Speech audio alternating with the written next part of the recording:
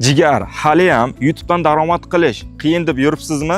Men sizga bitta oddiy telefon orqali videolar yaratib, bu orqali YouTube'dan pul ishlashni bepulga o'rgatmoqchiman. Shogirdlarim hozirda mana shu yo'l orqali oyiga 2000-3000 dollar pullarni YouTube'dan ishlab topishmoqda. Men Oybek ustoz IP kursi bitiruvchisiman.